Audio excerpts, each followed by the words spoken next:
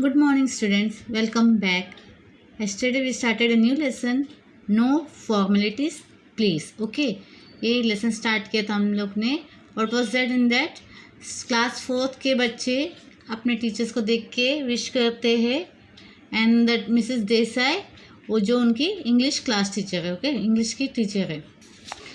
Now let's see what it is. Mrs Desai को अपने बच्चों को लेटर राइटिंग सिखाना था. So she was planning to teach them how to write a letter.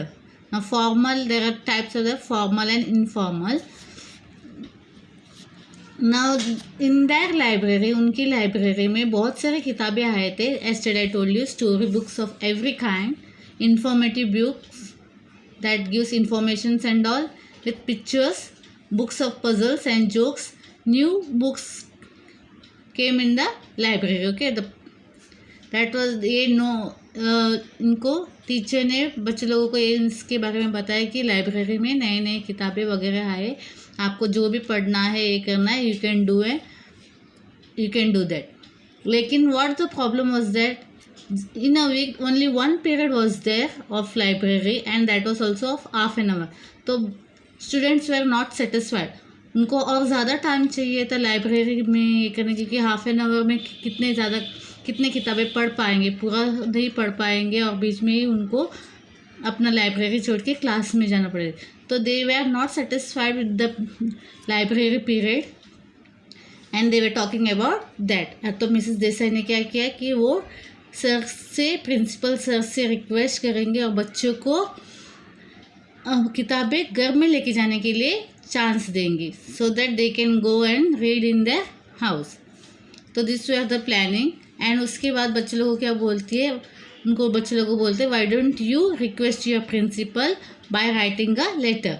अपने प्रिंसिपल को खुद से रिक्वेस्ट करो और बोलो कि आपको किताबें घर में लेके जाने की परमिशन मिलनी चाहिए.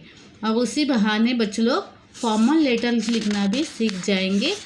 That was a intention. Okay, now let's see over here. What an opportunity, a good subject for the formal letter. उनको टॉपिक भी बहुत अच्छा वाला मिल गया कि उन्हें रिक्वेस्ट करना है प्रिंसिपल से कि हमें किताबें दे दे घर लेके जाने के लिए. When Mrs Desai suggested this to her class they were very excited. The students were very excited on hearing this. Without losing much time, Mrs. Desai began to teach her class how to write a formal letter. फिर उनकी English teacher उन्हें बताने लगी किस तरह letter लिखना है. See what has to be done. The sender's address and the date should be written on the upper right corner of the page. She thought.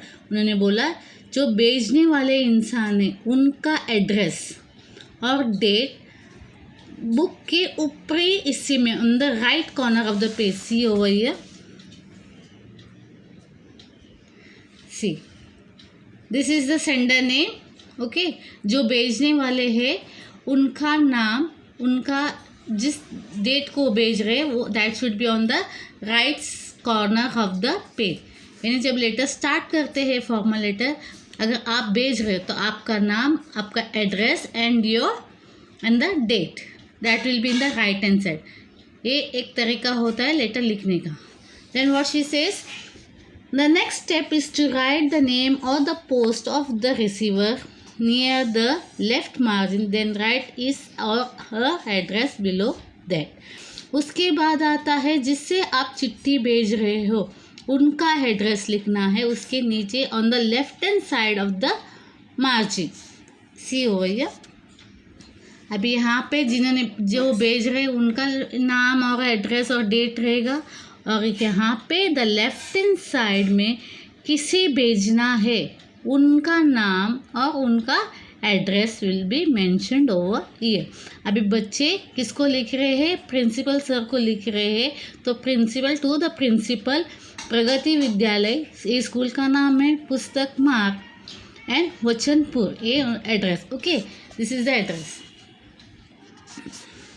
And after that you must write the subject of the letter in a short below the receiver's address. See further instructed. उसके बाद हमें क्या करना है, please C over here. पहले जो भेजते हैं उनका नाम एड्रेस, उसके बाद लेफ्ट हैंड साइड में जिनको हम भेजा जा रहा है चिट्ठी, उनका नाम और उनका एड्रेस, और उसके तुरंत नीचे थोड़ा स्पेस छोड़ के क्या लिखना है, सब्जेक्ट। फॉर्मल लेटर में सब्जेक्ट लिखना बहुत ही इम्पॉर्टेंट होता है, बिकॉज जब भी वो लोग पेपर ये खोलते हैं तब वो पहले सबसे पहले वो ये देखते हैं कि क्या किस लिए चिट्ठी लिखा गया है। ओके, तो subject is very must in the formal letter. यहाँ पे सब्जेक्ट क्या दिया है, request for home issue facility, यानी रिक्वेस्ट कर रहे बच्चे हैं कि किताबें घर में लेके जाने के लिए ये फैसिलिटी उनको प्रोवाइड की जानी चाहिए। Okay, after that see over and after that you may write the subject of the letter in the short below the receiver address. See further instructed. After that, see, that's something new, remarked Sharon. We do not mention a subject in our friendly letters, do we? Now see, that is quite true. जब friendly letters लिखते हैं, जब हम किसी relatives को चिट्ठी लिखते हैं या किसी दोस्त को चिट्ठी लिखते हैं, तब हम लोग सब्जेक्ट मेंशन नहीं करते हैं। पर ये क्या है, ये फॉर्मल लेटर है, ये किसी अधिकारी को लिखा जा रहा है, किसी प्रिंसिपल को लिखा जा रहा है, किसी टॉपिक पे, किसी इशू पे लिखा जा रहा है, तो हम क्या करेंगे, वहाँ पे सब्जेक्ट मेंशन करेंगे। Okay, so of course not said Mrs this and this. उनके टीचर भी बोल रहे हैं, सही बोल रहे हैं, जो फ्रेंडली लेटर जो रहते हैं उसमें हम लोग क्या सब्जेक्ट मेंशन नहीं करते। What do we do next teacher, अभी बच्चे पूछ रहे इसके बाद हमें क्या करना है। श्रुति वांटेड टू नो, अभी श्रुति नाम के लड़के वांटेड टू नो कि इसके बाद सब्जेक्ट लिखने के बाद हमें क्या करना है। Your address the receiver writing dear sir और dear madam. Remember the rest of the letter also should be written in polite language, right to the point, Mrs Desai explain. अभी मिसेस देसाई क्या बोलती है, उसके बाद हमें लिखना है, अगर मेल्स है तो लिखेंगे, मेल है तो लिखेंगे डियर सर, अगर लेडी है तो लिखेंगे dear madam. See over here, उसके सब्जेक्ट के बाद उसके नीचे आएगा डियर मैडम। अगर वहाँ पे मैडम है तो मैडम के लिए लिखेंगे, अगर सर है तो सर के लिए। What else she said? Remember the rest of the letters also should be written in the polite language. जब आप किसी को चिट्ठी लिख रहे हो, ऐसे कोई ऑफिशियल काम के लिए आप लिख रहे हो, तो आपको पोलाइट लैंग्वेज, अच्छे शब्दों का, अच्छे लैंग्वेज का इस्तेमाल करना चाहिए। जैसे पोलाइट वर्ड्स आपको पता है, thank you, excuse me, requesting and all, please, ये शब्द पोलाइट वर्ड्स में माने जाते हैं, राइट टू द पॉइंट। और जब भी आप चिट्ठी लिखते हो, जितना ज़रूरी है, what is important, that should be mention. ऐसे नहीं कि यहाँ वहाँ के बातें आप मेंशन करोगे, आपको सिर्फ पॉइंट टू पॉइंट लिखना है कि आप किसके लिए चिट्ठी लिख रहे हो। Okay, now see over what to end should we hand it with your loving ask Renu. तो उसके बाद वो पूछ रही है, जब चिट्ठी हो जाएगा लिख के, तो क्या हम लोग नीचे योर्स लविंग करके लिखे क्या? फ्रेंडली अपने इसमें हम लोग योर्स लविंग लिखते हैं।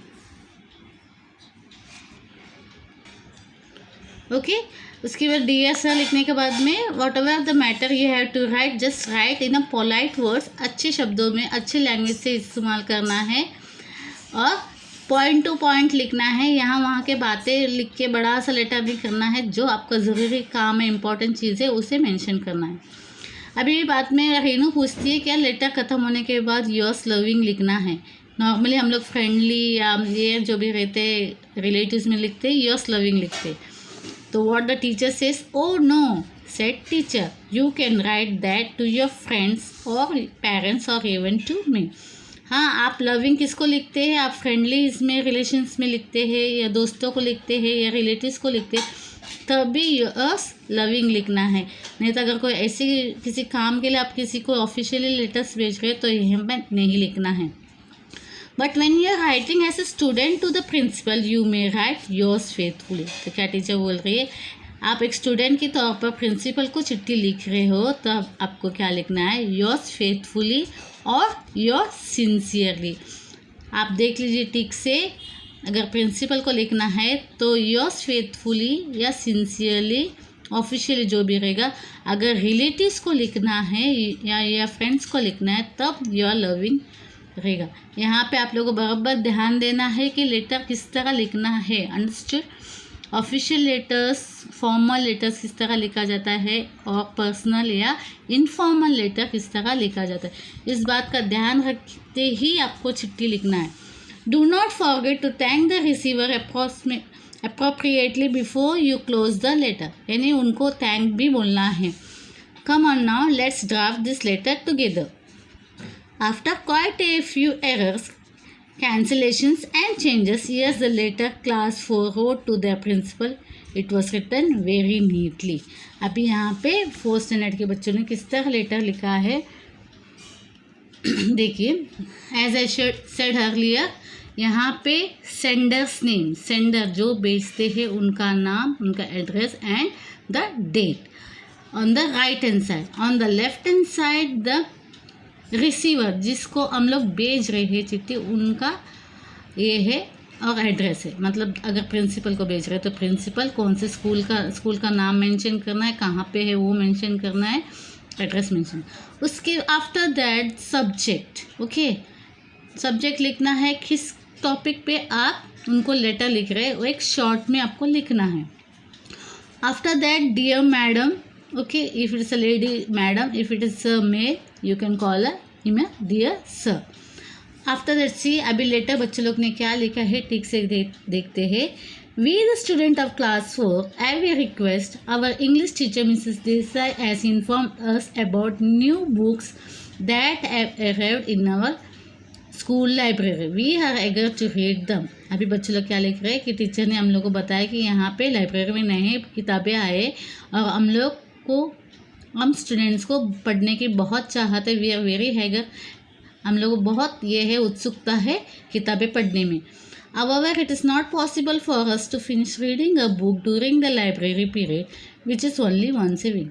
तो और क्या बच्चे ऐड कर रहे हैं कि इतना पॉसिबल नहीं होता कि हफ्ते में एक ही दिन इन अ वीक एक ही दिन पीरियड होता है और वो भी हाफ एन आवर का. तो we can't finish the book. किताबें वो जो भी एक टॉपिक हम लोग पढ़ते हैं वो फिनिश नहीं कर पाते वो हाफ एन आवर में. May we have our kind permission your madam to take the books for home reading. We promise that we shall take utmost care of the books and return them to on time.